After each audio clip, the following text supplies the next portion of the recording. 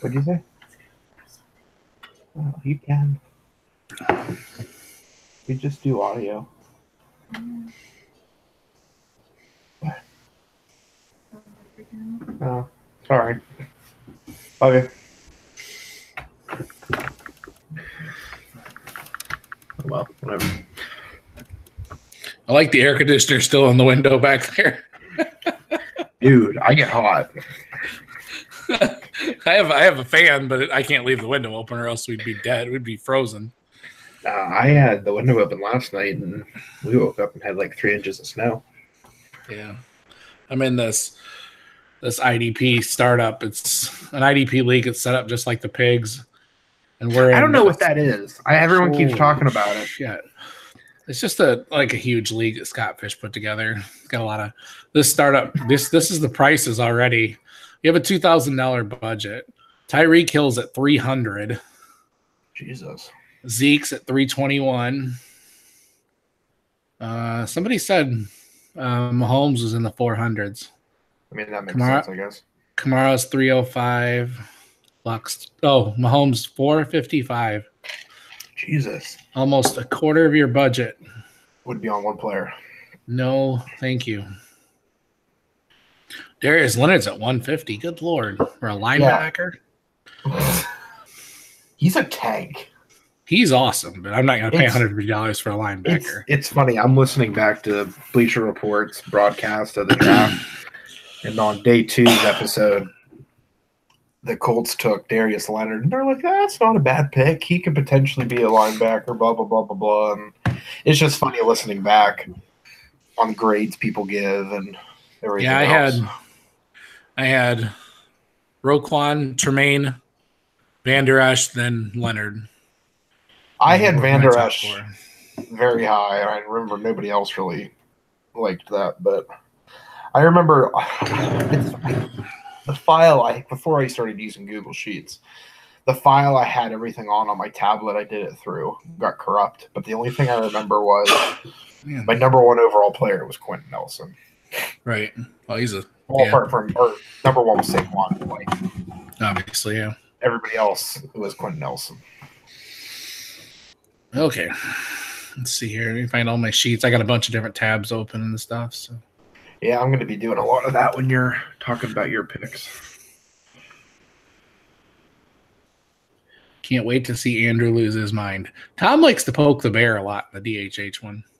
I like Tom in that chat's great. He's so much fun. I have him on Snapchat, and he is 1,000 times more hilarious on Snapchat. It's just him and his daughter, and it's fantastic. Tom threw that grenade and ran with the whole Deshaun Watson, Baker Mayfield thing. Right. All right. La la la la la la. No, I'm just kidding. All right, I'd like to welcome everybody to Devy Owner's Manual. This week we're recording episode number 9. I was thinking back. I think we've actually done about 13, but like 3 or 4 haven't made it to the air. But anyways, this week we're going to recap the BCS title game, and we're also going to do a mock draft, which is kind of a different type of mock draft. Right now you got all these mock drafts about 2019, and we're going to do something a little bit different. Then I also have our first roster that was submitted by one of our listeners. Real quick, you can find us on Twitter at Devy Manual, and our email is devyownersmanual@gmail.com. And as always, we'd like to send a very special thank you to Chris Allen and Adam Wilde from the Dynasty Owners Manual for allowing us to be part of their podcast family. And I'd like to say good evening to my co-host. It isn't just me here. Andrew, how are you this evening? I am good. Just enjoying watching the Twitter draft world burn because Kyler Murray decided to throw a Molotov into the whole disaster. Yeah, we'll delve into that cocktail a little bit later. First, I want to get to the title game, but yeah, that definitely has caused quite a stir between him and Kingsbury, and yeah, it's been a fun week. So we're gonna go real quick over the title game, though. I mean, I'm sure by this point everybody's pretty much heard a lot about it, and if you haven't seen it, you need to go out and watch it. It was definitely a game where a lot of players came through that question, Andrew. Like, what really caught your attention in the game? I think what caught my attention was I told my wife, I said, Clemson's beating Alabama. And she's like, oh, really? I said, yeah. She's like, what's the score? And then I told her, she's like, oh my gosh. So, I mean, my wife hates football. Doesn't pay attention to anything football. When I told her the score, she even realized, hey, something's going on here. But no, I just don't think anyone expected a guy that went to prom 10 months ago to carve up to that point greatest football team potentially anybody has seen in college football. I mean, they were beating people by an average of 30-plus points, and it wasn't even close. And then, like I said, that's my favorite fact with Trevor Lawrence. 10 months ago, he was at the prom. So it's just amazing. And I think it speaks more to Dabo Swinney, too, at this point. Yeah, Lawrence is a great talent, but good Lord. I can't remember who it was on ESPN. Somebody shared it. They said it was an article. Funny how things changed. They graded when Dabo Swinney was hired at Clemson. They gave it a D-, and he'd be fired in 2 years. But you never know with coaching hires. But like I said, we'll get the coaching hires later too. So right. But no, it was just I think the beatdown was the crazy part, and it wasn't not entertaining either. Like, it was weird. I enjoyed it. It was kind of like in Christmas Story when he beats up on the bully. You're like, oh, hey, that's different. Right. Everybody's talked about the vaunted Alabama team, and it gets unnoticed that Clemson has been beating opponents just as badly. But because it's not in the SEC, people don't notice as well. You could argue that Clemson doesn't face the level of competition on a regular basis that Alabama does. But the way they're loaded and how deep they are, it rivals Alabama absolutely. And we're going to see these two teams in the BCS every year for a long time. I mean, it's not going to change. I found myself the entire game. I mean, guys that we've talked about a lot, Quinnen Williams and Cleveland Farrell. I watched them. Like, I just their stats didn't show out in the game. I don't think either of them had a sack. Each had, I think, 3 or 4 tackles apiece.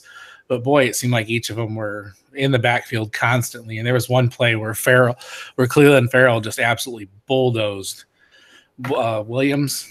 What's his name? The tackle for Alabama.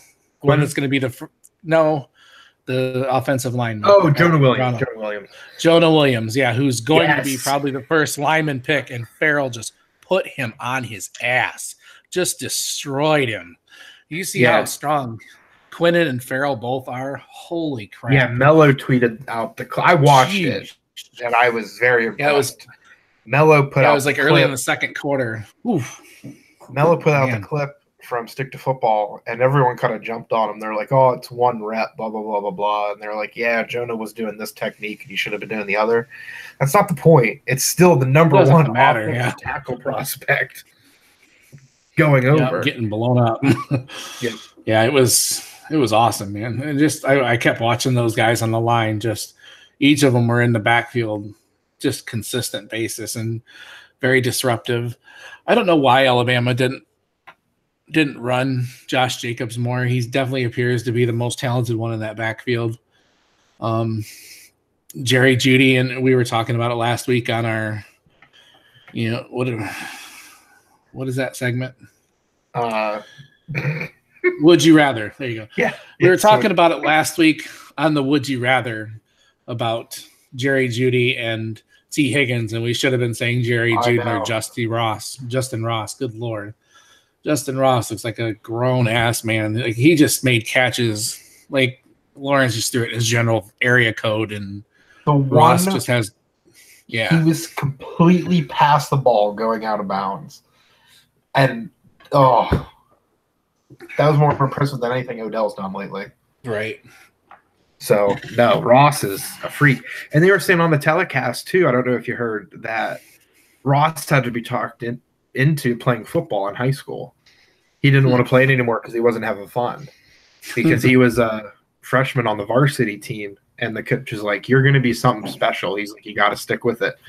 And the coach and his mom just sat him down and were like, you're going to play because it's going to pay off in the end. It's just crazy, because I'm sure that happens all the time in the opposite direction. So nice to hear when it pays off. Not yet, but 3 years it will. And everybody's talking about how bad of a blowout it was, and it was entertaining because there were several times where Alabama got down inside just inside the 5 and couldn't capitalize. So it stayed. I felt like it felt closer than it was for quite a while, even though it was pretty out of hand starting in the third quarter. But it was nice. Yeah, Trevor Lawrence is just, his composure is ridiculous. Oh, it was insane. I mean, Alabama was scoreless the whole second half, but no, Lawrence was just, he'd be the number 1 pick in the draft this year. I mean, it's already been said by a couple people, but it's insane. If there's one player to make that exception for the rule for, I think it could be made for Trevor Lawrence. Right, and we had mentioned before that, we both agreed that the Heisman should be voted for after the title game, and I think Tua would have probably lost it. I know I hate saying that because he didn't play bad, but he didn't play great. Bad. He threw the couple interceptions, and he looked flustered and missed throws, and he still threw for almost 300 yards. So. Yeah, the early picks was really kind of, and he's after the pick 6 at the beginning, he said that was my bad, and that was just a bad read by him. He shouldn't have thrown that. It was something like you do in Madden, and you're like, oh crap. Right. But no, he didn't have a bad game, and everyone's talking about Tua's going to be down next year, and everyone's already trying to kick him while he's down. And Tua's going to be fine. Yeah, if that's his bad game, I think anybody would take that bad game. Yes. That wasn't. I mean, he missed 10 passes, still threw for 300 yards almost. I think 295. Yeah, he was fine. Just got overmatched early and couldn't catch up. So, yep.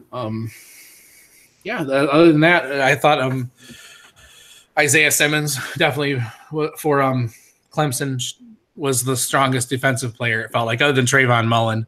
I heard Matt Miller on the he's been his guy. Oh, absolutely gloating about Mullen. I think it was this morning's podcast, or yesterday's, whichever one. So that was Trayvon Mullen was all over the place, and he has been. I've been listening to that show from the beginning, and he's been on the Trayvon Mullen train for a while. So I'll give him props on that. Right. So just real quick, what was your love and your hate of the game? What was your big love and what was your big hate for that game? My big love obviously has to go to Trevor Lawrence. I think I love him so much just because it was nice to watch QB1 quarterback play for the first time all year, and it's from a true freshman, which is still just mind-boggling to me. Somebody was talking, I put on Twitter, I said, do you remember? I don't remember a true freshman doing something like this. And a couple people said, well, Tua last year. Tua did it for half. Mm-hmm. And he brought the team back and everything else, and that team was loaded. Lawrence has been doing this since, I think it was week 4 or 5 or 6. It was early on in the season. And, I mean, he made a quarterback that went to 2 national played in 1 national championship transfer. I mean, so he obviously is that good.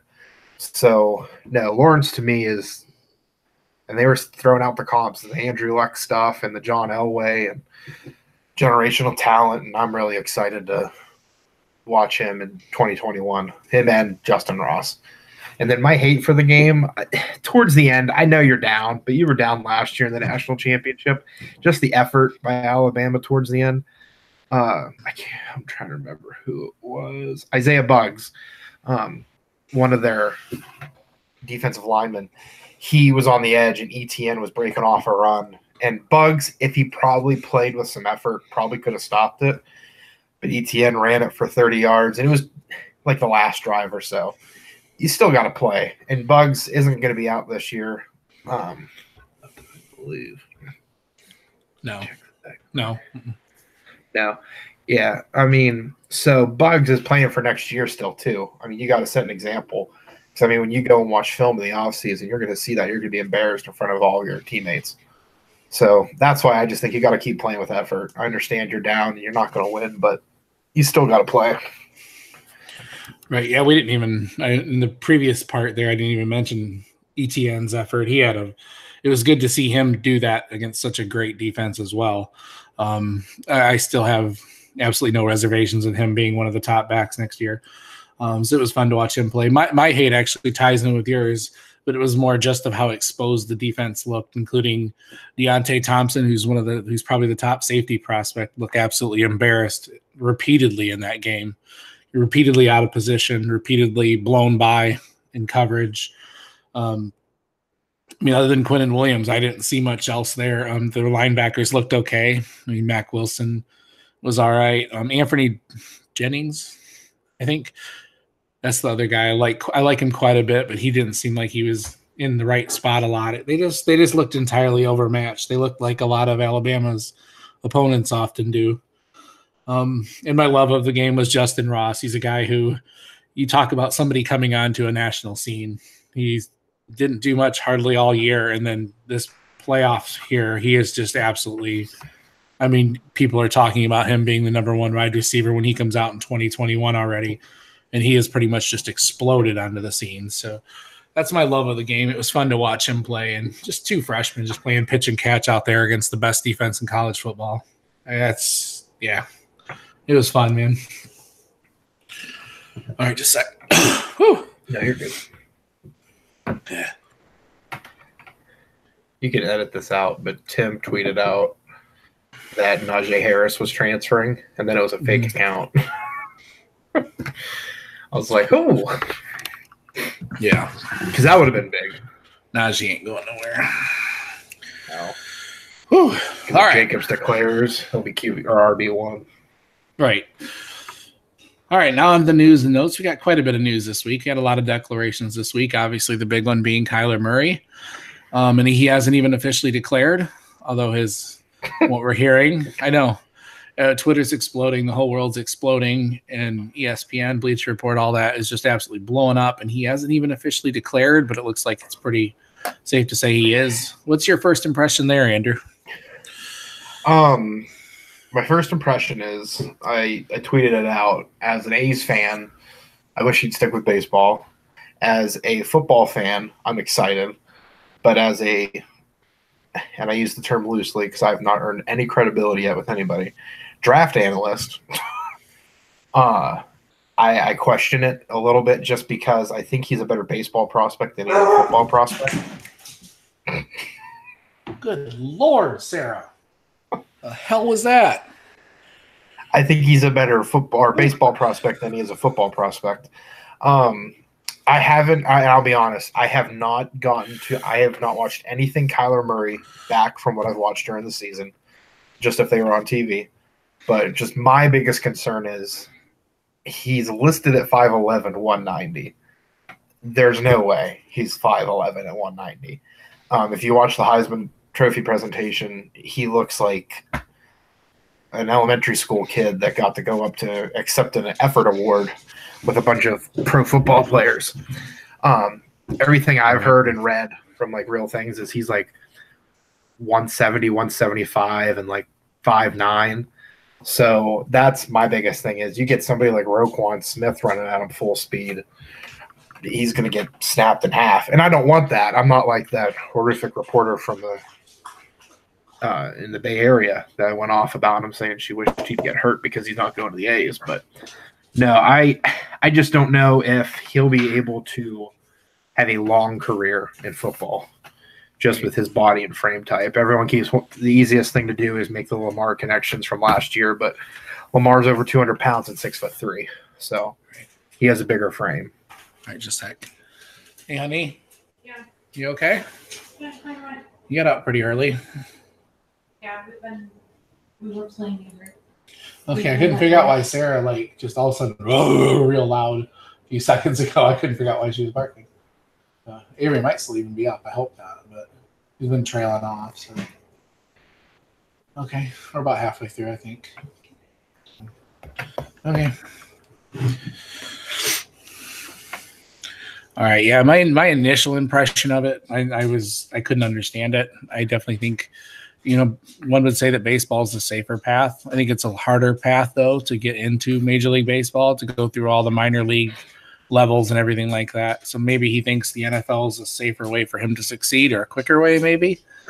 I noticed today that Trevor Sikkema, or he actually did it, today on the Draft Network, did a really detailed comparison of Haskins versus Kyler Murray, and in every single category, Murray was better than Haskins, down to the release, timing, footwork, velocity of the passes, everything. The bottom line is he's a small guy, but he's got a great arm talent.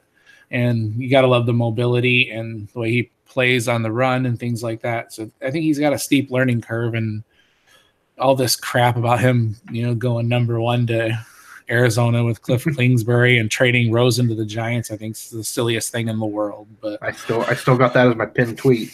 I know, and that would be one of the goofiest things I've ever heard if it happened. But yeah, no, and I don't think he should do that. I think Rosen's the better passer and the better prospect still, even with the horrific year that Rosen had. I just think Arizona in general had a bad year. And I think part of that was the play calling and the coaching staff. And I think with Kingsbury, it's just going to be wide open with everybody. Right. But no, like I said, I put that on there as a pinned tweet. Do I think it happens? Absolutely not. Right. So maybe everybody will weigh in on this. And the bottom line is, whatever he decides to do, I think it's kind of, I think an NFL team's got to have it in the back of their mind that it is a little risky, that he could just, take a couple hits and, do something in training camp and then all of a sudden say, baseball's easier. So that's got to be in the back of their mind a little bit. But I don't think it'll stop anybody from taking him high because he's, it's a shallow quarterback class. Other declarations, we had 2 more quarterbacks declare this week as Dwayne Haskins, which didn't come as a total surprise with all the news of Justin Fields transferring there. And then Tate Martell transferring out of Ohio State. Which I called. Yep, kind of a surprise. Tyree Jackson from Buffalo declared. I noticed you had a tweet about that as well. Yeah, no, Jackson is one of those prospects. Like Matt Miller has him on at number 10 out of the quarterback prospects, which if you're number 10 in this class, that's not good. Not good. Jackson will get picked probably very, very late in day 3 just for somebody to take a flyer on him. He has a big arm. His top wide receiver, Anthony Johnson, who I actually like a lot, he was able to connect with him a lot. And I think Johnson kind of made Jackson a little bit better than he probably is. Kind of like a Mike Evans to Johnny Manziel type of thing. But with Tyree Jackson, the biggest thing is his throwing technique. It's pretty ugly. It's the combination of Blake Bortles and Tim Tebow's. So that makes Tebow's look good. So right. Hey, I have nothing to argue with that. But no, the biggest thing is his throwing motion, and I think obviously he played in the MAC, and nothing against the MAC. There's some great defenders there, but NFL talent, arms, and windows are a lot tighter to get fit in there, and I think Jackson will have a problem with that. Right.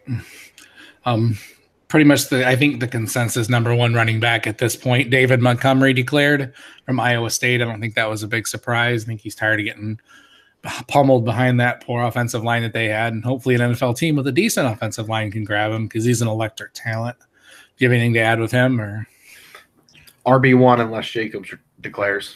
That's all I can say about him. Yep. Then a tight end that's kind of forgotten. We have a really strong tight end class this year, but Georgia had the top overall tight end recruit when he came out, and Isaac Nada, I guess is how you say his last name. He was I haven't heard anyone say it before. Right. And he's a 5-star recruit. Just never really got a chance to sign it. Really got a chance to shine at Georgia. They never featured him, but he's got an amazing skill set that if a team was willing to give him some time to develop, I think he could be a top tight end in the NFL within a couple years. Couple defensive guys, Dexter Lawrence, not really a surprise. Trey Lamar, Trayvon Mullen, all from Clemson declared this week, as well as Byron Murphy from Washington. Anything on those guys? I really like Murphy. I think Mullen has the potential to be the first corner picked if he tests well. I think Greedy kind of got stagnant with people, but I mean, at the end of the day, Greedy's probably the better prospect, but who knows? Mullen was able to make the last impression, so to speak, kind of like what Kyler did with Heisman voters. So who knows? Right. And then I wanted to bring it up. As most of you know, Cliff Kingsbury was hired as Cliff Kingsbury was hired as the new head coach of the Arizona Cardinals, which is kind of a surprise, being he was fired, 7 months ago from Texas Tech, and then got an offensive coordinator job at USC, and then all of a sudden is a head coach in the NFL. Yeah, no, he got hired or fired at the end of the year from Texas Tech, and then right.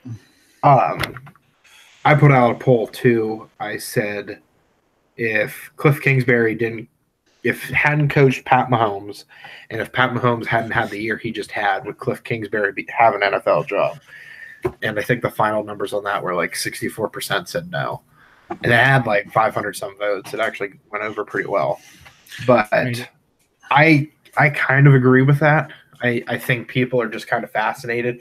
And I think it's the Sean McVay effect, which we're seeing all over, with Zach Taylor being a favorite for the Bengals job and LaFleur getting the Packers job. And I think everyone's just kind of looking for that next young offensive mind to just take their team to the next level. I mean, with Kirk and Rosen and David Johnson, if Kingsbury, I can't remember who it was, said they'll probably be a bad football team, but offensively they'll be a lot of fun to watch. So Who knows? Yeah, I think a lot will depend him on his support staff. You know, if he can bring a really good, solid NFL offensive coordinator and defensive coordinator and under his staff to kind of help him with the transition to the NFL game, I think he has a chance to be successful. I mean, everybody has a chance. It was just a very puzzling hire. I think a lot of people are pretty down on it, and I've heard some people in the Arizona area, Arizona fans, just burning jerseys and stuff. They don't understand it. Andy Holloway was all for it. I don't know. It's kind of a very odd hire. Definitely caught me off guard. I got Freddie Kitchens, so I'm all good. Get in the kitchen. Anyways, all righty. That brings us to our next segment. This was actually Andrew's idea, and I like it. It's like I said, this is mock draft season. If you pay any attention to Twitter and all the sites right now, there's a mock draft every 3.7 minutes. So if you want a mock draft coming up for the 2019 NFL draft, you can easily find one. I just had one come out today. Yeah, I noticed. I see them all, man. And I don't know. For the most part, they all seem pretty well in line. You know, I was keeping track of them for a while there, and it seemed like they didn't vary a whole lot from one to another. But that won't be the case when it actually comes time. There'll always be like a Sony Michel or a freaking who's that tight end that Baltimore took last year. I don't know. Yeah, there'll always be a random name like that thrown in there to throw everything off. And so anyways, we thought we'd do a mock draft that just had mainly freshmen and sophomores, names that are not eligible this year and possibly not next year as well. So we're going to draft 2 rounds of 10 with just basically freshmen and sophomore. Andrew had suggested maybe some high school players, but I haven't delved very much into the high school. I haven't either, so I'm glad. The incoming guys that are coming in, I know some names, but I haven't really delved into where they're going to fall in the hierarchy of their teams and everything like that. So, and I'll be mainly focused. Oh, go ahead. Go ahead. I was going to say, and I'll be sure I'm recording our teams down, so we'll each have a 10-person team, and then I'll throw up a poll just so everyone can hate on us. Right. So we're just going to draft 2 rounds of 10. Just a freshman and sophomore. Andrew's wife actually told me I had the first pick. I'm not sure why, but she hates me. That's why. Oh, okay. All right. Anyways, I'm going to take this with a grain. If you have a super flex league, Trevor Lawrence is the 101. I no thought process involved. Like he is the number 101. But I'm just going to assume this league is not a super flex. Not super flex. I guess I should have given that disclaimer. Not tight end premium, not super flex. This is just your standard league. Right. All right. And if I've went back and forth on this, I can't not pick my boy. I've got to take Travis Etienne from Clemson at number 101. I didn't even write him down on my board. It was between him and one other guy, and I got to stick with Etienne. I know most people don't understand it. It's just something I see something in him that's special. He doesn't catch a lot of passes, but he has caught passes, and I think he will in the NFL. I just love his skill set. His contact balance, his power, his vision, just everything. I love him. Maybe I've seen more of him than I think any of the other guys on my list, but I think I've got to take Etienne at 101. No, I like I said, I didn't even put him down because I was expecting that to happen. If you hadn't, I was kind of thinking maybe you'd throw in Trevor Lawrence just for the heck of it, but you stuck to your guns, which I appreciate. I'm going to go with my pick, someone who in 2 years has ran for over 4,100 yards and 29 touchdowns. He only had 16 catches, but so did one of the running backs before him at the same school, Melvin Gordon. I'm going to take running back Jonathan Taylor out of Wisconsin.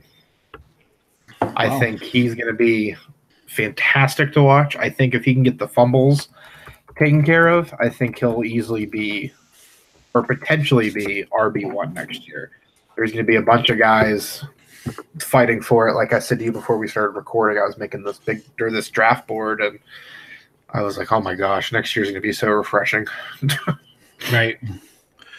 Well, that actually puts me at 103 with the guy I was considering at 101, and that's DeAndre Swift from Georgia. He was the other guy I was considering at 101. Another guy who will get the chance next year to carry the load there at Georgia fully by himself. They might bring in a talented sophomore that was injured this year to maybe split some of the carries, but I'm going to think DeAndre Swift will get it next year, and I think he's going to be a possible Heisman candidate. Just love the way he runs. He has caught passes. He's got amazing balance, and he's so unbelievably fast. So I'm going to go with DeAndre Swift at 103 here. Okay, at 104, I'm going to take someone who I tried to get in a dispersal draft I have going on right now, but I just missed out on him by a pick. I'm going to go with the Buckeye J.K. Dobbins. I think if Justin Fields can get eligible this coming year, I think Dobbins and Fields in an RPO type of situation are going to make each other look fantastic. So I think Ryan Day is going to run the whole offense through him, especially with Fields having his first year in that offense potentially. So I really like J.K. Dobbins. Right. So that puts me at 105, and I'm going to take the first wide receiver. Jerry Jeudy, for me, is the number one wide receiver out of his class and possibly out of the class coming in behind him. He showed the other day in the championship game. He's tough. He catches. He's got he's very polished. His route running, his ability to cut, get out of breaks. It's just he looks like an NFL receiver already, and I don't think he's going to take a lot of teaching to transition. He'll be able to play, the X, the Y. I mean, they can put him anywhere, all over the field. He's going to be that type of wide receiver that the NFL seems to be going more toward these days. So I definitely will take Jerry Jeudy at 105. Okay, so at 106. Oh, I have to think with my head, not with my heart. I'm going to go, it might be a little bit high for him, but I'm going to kind of ride the hype on him and hope that the other guy I want to take will fall back around to me. I'm going to take the outstanding freshman from Purdue, Rondale Moore. I really like what he did this year. I know a couple people that I've talked to about him are concerned about his size, but he's 18, 19 years old. He's still got a lot of growing up to do. 114 catches his freshman year, 1,200 yards, 12 touchdowns, 2 rushing touchdowns. So I'm very, very, very, very impressed with Rondale Moore, and I can't wait to see what he develops into. Man, that's what I wanted next. I can't even think what number I'm at. You threw me off. All right, 107. I'm at 107, and I will actually go. All right, I'm going to go with Laviska Shenault from Colorado. Oh, it's who I almost took too, darn it. Yeah, he's another guy that is definitely flying under. He has flown under the radar. He missed part of this year. Trying to pull up his stats real quick. I had him ready to boast him. He only played in 9 games, and he had 86 catches and over 1,000 yards and a total of 11 touchdowns. Right. He's put up amazing numbers. 6'2", 220 pounds, got great size. If you haven't watched him, he's a guy you got to get out there and watch. So much fun to watch. You don't know his name now, you will by the end of the year, and he will push for one of the top wide receiver spot, I believe, especially if he can stay healthy and get on the field for the whole year. So Yeah, he's a guy I honestly have only seen a few times. Caught highlight reels. The highlight reels are amazing. I've only seen a couple games. He appears to be really good at route running. Obviously needs some work there, but he works primarily out of the slot, even though he's 6'2". And yeah, he's a lot of fun to watch, and a guy that I think is just going to develop and get better and better out there in Colorado. So I will take him at 107. Oh yeah, that was who I was hoping would fall back around to me. So I guess it's only fair. You took the guy. You took Rondell, so yeah. We're fair now, even. I think he's fallen enough. I think I'm going to take touchdown Jesus 2.0. I'm going to take Trevor Lawrence. I know now this is big on depending on your need for quarterback, but if you can get Trevor Lawrence and a Devy and have him transition to your full-time roster, I mean, you're set at quarterback for a while. And plus, too, even if you wanted, you could probably trade him for the farm and the neighbor's farm and the neighbor's farm's farm. I mean, right. Especially at this point right now, I bet his price is through the roof. So, Trevor Lawrence is who I'll take here. Even like I said, even if I don't keep him, this is how I'm looking at it. Even if you don't keep him, just for you to potentially profit from him later. So, right. You won't see too many quarterback processes in a one quarterback or quarterback prospects in a one quarterback league that will go this early, but he's one of them that will, I think. 109. I'm going to take Cam Akers from Florida State, despite the fact that he has not lived up to the amazing hype or all the hype that he had coming into college. He was pretty much Tyler with that pick. Yeah, he's projected to be like the next big thing. One of the top prospects to ever come out of high school, and as far as a running back goes, and I don't blame his woes entirely on him. Florida State had an abysmal offense this year, so I'm really hopeful that this year they can start to turn it around some, at least be somewhat respectable. And Cam Akers, he still possesses like that tool set, that can catch, can run, powerful, fast, breaks tackles, vision, everything. He fits all those. He checks all those boxes. And this year is a critical year. I think if he stumbles like he did last year, he may still fall, but he will likely still be a.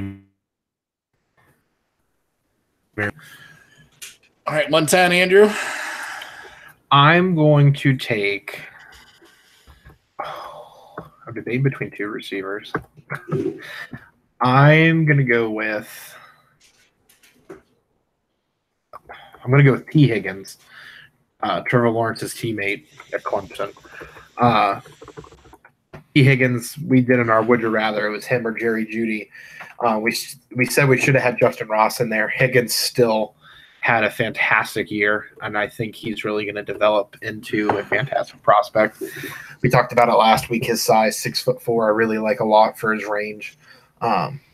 So I think Higgins, especially next year, will be the cream of the crop as far as this wide receiver class coming out. Right. And at 201, I'm actually going to take his teammate Justin Ross from Clemson, obviously. You can't not put into what he did these last couple weeks. It's amazing how sharp he looks and how quick he is, and his hands are just unreal. He made several catches in these last couple weeks that put him on the map, and to think that he's going to have 2 years with Trevor Lawrence is, I can't imagine this kid's stock growing any higher, but it's going to. And I'll take Justin Ross at 201. I like it. That's who I was thinking about, but we'll go on to what pick is this? 202.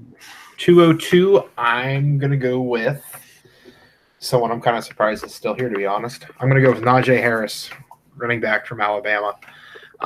He's the next cream of the crop as far as – it's such an overused word, but it's really the best way to do it. Replacing Damian Harris.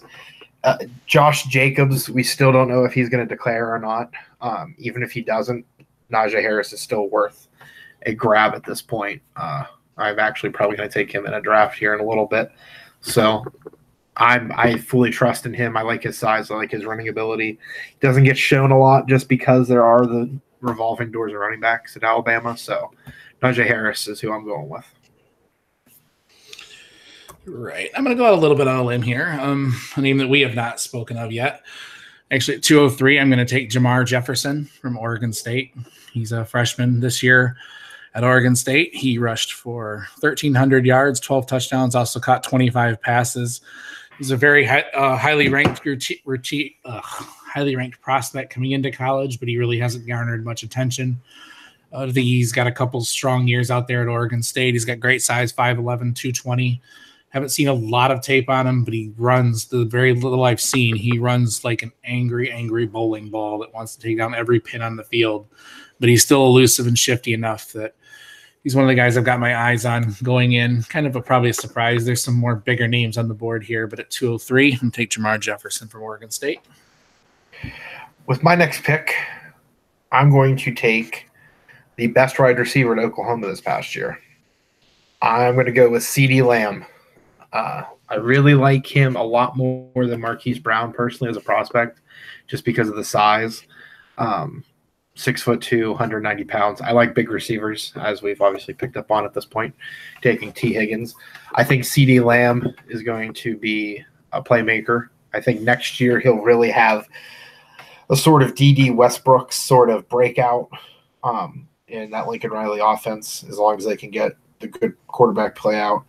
I think CeeDee Lamb, even if they don't, they have a potential incoming true freshman that could be starting in Oklahoma. So CeeDee Lamb's going to be really relied on there. So I can't wait to see what he does as far as numbers. I mean, he could even get a Heisman invitation when it's all said and done. Right. At 205, I'm going to go with Tua. I was going to say Tua. I struggle every time I see it. Yeah, I struggle every time I see his last name. I can't roll off my tongue like it does. I can spell it, but I can't pronounce it very well still. I'm going to take him at 204. I think you can't teach what he does, and I still, his touch, his grasp of the game, he's only going to get better, I think, in the next 2 years, or next year, actually. Sorry. The next year, he's only going to get better next year, and he'll be right back up there in the Heisman discussion. And I think he's an NFL quarterback, and I will gladly take him at 205. No, for sure. No argument. I mean, if you want to look at it too, me taking Lawrence at 4 or my 4th pick or 3rd pick, and you getting him with your 7th pick, you might be getting for sure the better profit out of it. For my next pick, which pick are we on? Because I'm bad at keeping track. 206, I hope. Sure. I'm gonna go with a freshman. No, he's not a freshman. He was a sophomore this year, who was a Biletnikoff finalist from Oklahoma State. I'm gonna take Tylan Wallace. Hold on, his numbers here. Size is okay. He's 6 foot, 185 pounds. His freshman year, he only had 7 catches for 118 yards, but this past year as a sophomore, like I said, he was a Biletnikoff finalist, 86 catches, 1,400 yards, and 13 touchdowns. So Oklahoma State loves to produce wide receivers, Justin Blackmon, Des Bryant, oh my gosh, James Washington in Pittsburgh right now looks like a very good prospect. So I think Tylan Wallace could be the next one to come out of there. Right. You said you wrote down our picks, right? Yes. How many do we have? I think I'm at 207. I believe. Oh, Wallace, right. 17. This will be your 9th pick. So 209? Jeez. No, 207. Yeah, then I have 209. Okay. Got it. That's what I thought. All right. We're going to go a little deep here, or not deep, but at 207, I'm going to take Zamir White, the freshman. Well, he was a freshman this year at Georgia. He tore his ACL and missed the entire season. But he was one of the top recruits. He was, I think, actually the top recruit, at least at running back last year. And as usual, Georgia gets him. But he's a stud, man. He's going to be one of those next. I think he's going to be one of the best running backs that we've seen come from Georgia since Todd Gurley. So I think I'm going to take Zamir White from Georgia, a freshman, be out in a couple of years, at 207. At 208, I am debating between two teammates. Baker Mayfield. No, I'm just kidding. He's too busy in the kitchen right now, so doctoring up whatever he's gonna give Hugh Jackson on whatever sideline he's on. Anyway, I'm gonna go with. I'm gonna go with. You can punch me in the face later. 1 second, I gotta get his stats up.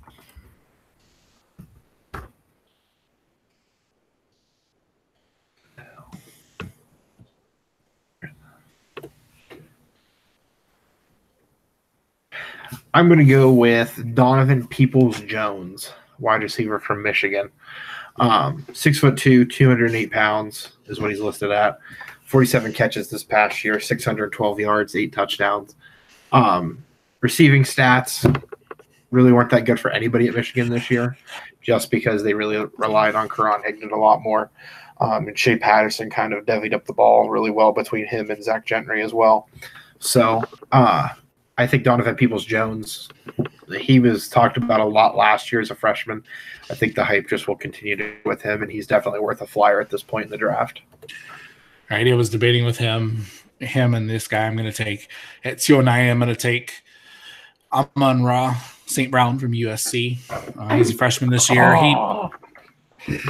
He came in very highly, obviously, with all the St. Browns that are coming in through the ranks now. He actually had a pretty good year this year. He caught 60 balls, 750 yards, 3 touchdowns for USC. He's going to grow for the next 2 years with JT Daniels there at USC.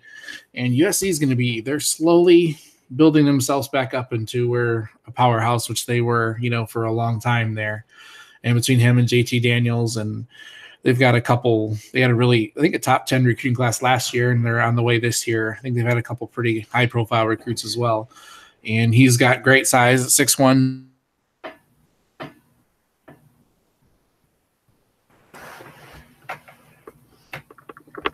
But he hacks the ball as a receiver, and he's just going to get better over the next 2 years. So I'm going to take Amon-Ra. I really thought in my heart of hearts I was going to have him for the last pick. All right, pick 10. Last pick, baby. Really thought I was going to have him there. Who did you pick before I picked Donovan Peoples-Jones? Crap, you're supposed to be keeping track of it. I didn't write it Zamir down. White. White. That's right. Yeah. Okay. All right, 2.10, baby. Okay, so Mr. Irrelevant of our Devy mock draft. I'm going to go with a runner from the Northeast who I thought would be the only reason his team could have beat Clemson this year, but it wasn't even close. Shocker. I'm going to go with A.J. Dillon, running back out of Boston College. 6 foot, 200-plus pounds, 2 straight 1,000-yard rushing years. As a freshman, he ran for 1,500 yards this past year. He ran for 1,100 yards, 24 career touchdowns. This past year, he got involved in the passing game a little bit more. I say a little bit more. He had 8 whole catches, but that was an increase from 0 his freshman year. So you can only go up from there. Exactly. So, but now A.J. Dillon's a name I think that will get talked about a little bit more. Who was at Boston College a couple of years ago? He's a hoss, man. He's a big boy. No, he is, and he runs angry too. He's not afraid of contact, which I like a lot. So he could definitely be a between the tackles guy, and then if he can develop into his receiving game, he could be a very versatile weapon in the NFL. Yeah, like a Trent Richardson. Yeah. Sorry. I would never compare him to them. Hey, so. Hugh Jackson. I'm sorry, AJ. Don't hunt me down and kill me. Anyways. All right. I'm going to throw these out here real quick. A couple more that were on my list. Kennedy Brooks, the running back from Oklahoma. Lorenzo Lingard from Miami, running back. Then I had the quarterbacks Justin Fields and Jake Fromm on there as well. Yep. Justin Shorter from Penn State and Jalen Waddle from Alabama. A couple more I had on my list. Anthony McFarland from Maryland as well. So, yeah, I had a couple other there that I don't know. I kind of didn't have as much time to prepare for this as I would have liked, but those are just some names that I really like so far coming out. Was there some that just missed your list there? quarterbacks, I probably didn't have to take Trevor Lawrence as early as I did because, I mean, we still had, like you said, names like Justin Fields and Jake Fromm. Herbert could technically still be involved in this because he's not in the draft this year, but he will be next year. Jacob Eason, KJ Costello, quarterback from Stanford. Quarterback class is going to be really refreshing next year compared to what we're dealing with this year. Michael Warren, the second running back out of Cincinnati. You talked about him in one of our bowl previews. KJ Hill, a versatile receiver from Ohio State coming back that I really like too. So you covered everybody else, but those are just a couple of the guys I had. Right. All right, and real quick, we've been asking for every episode for a team to review or a roster to look over, and my buddy Bob Helfert, who I'm in a couple leagues with, actually sent me his roster. I think he was gloating a little bit. It's a pretty good roster overall. But he asked what we would do as far as Devy on it and stuff. I looked it over. I don't know if you got a chance to look it over much, but just real quick, we're going to glance through this. We're kind of running long on time, but he's got at quarterback, he's got Carson Wentz, Josh Rosen, Blake Bortles. That's all you need. Running backs, he's got Saquon Barkley, Tevin Coleman, Darius Geis, TJ Yeldon. So he's got Saquon, and then it drops off a little. So he's got a little bit of depth there. At wide receiver, he's got Jamison Crowder, Matt Collins, Allen Robinson, Juju, Thielen. So he's pretty well off there as well. Wide tight ends, I thought he needed a little bit. He's got Gronk, but you don't know how far Gronk's going to go. And he's got O.J. Howard, who's primed, I think, to have a good season next year. It is an IDP league, and IDPs are fairly good. He's got a couple of really good defensive tackles in Fletcher Cox and Snacks Harrison. Defensive end, he's got Daniil Hunter, DeMarcus Lawrence, Tack McKinley. He's pretty set at defensive end. Linebackers, he needs a little bit of help. He's got Quan Alexander, Matt Milano, Roquan Smith, Bobby Wagner. I guess that's pretty. Christian Kirksey, Miles Jack. Never mind. He's pretty well off at linebacker there. And then at safety, he's also pretty set with Jamal Adams, Kevin Byard, Micah Hyde, John Johnson, who's one of my favorite players. Justin Reed had a really good year for Houston at safety. So he's pretty well off. But then we get down into the Devy portion, which is what he was asking. And I still think he was gloating. But he's got JT Daniels, Justin Fields, Cam Akers, Miles Sanders, J.K. Dobbins, Najee Harris, Samir White, T. Higgins, DK Metcalf, Justin Ross, Noah Fant. And I'm like, what do you need my advice for, Bob? Yeah, anyways. Yeah, Bob, here's your advice. Take all of your picks and trade them for Trevor Lawrence. He does have – yeah, he's needs some help at quarterback a little bit because beyond Carson, it drops off pretty decent. Not a big fan of Josh Rosen. He's picking at 7th. He has his 1, 3, 4, 5, and 6 round picks. And honestly, Bob, from your standpoint, I would think, trade those, like Andrew just said, trade those picks, get yourself some depth. Maybe try to trade in 1 or 2 of those Devy picks for like one of the top ones, like Trevor Lawrence or Tua. Although I think Justin Fields and JT Daniels, you're all right there too. Yeah, the running backs, I would not mind trading one of those for maybe some defensive help. Maybe some, you definitely get rid of all those picks. I would. I don't think there's really much. If it's this Devy to put it on his team, I imagine what everybody else's team is like. So I don't think those draft picks are worth hardly anything at this point.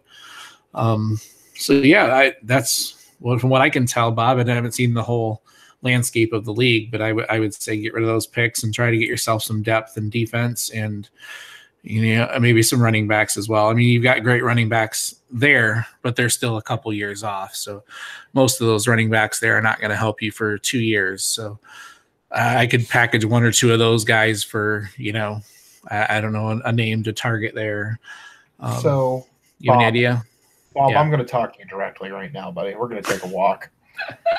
Are you gloating? Are you saying you should be on the show? Are you saying you're more qualified? Which one is it here, Bob? Because you have nothing to complain about. You've got my love affair with Noah Fant. You got Ross, DK Metcalf. I mean, honestly, I'm not even trying to be ignorant here. I would just trade the picks for another quarterback, maybe another tight end, maybe package one of them up with Gronk to somebody who still thinks he's going to be playing next year.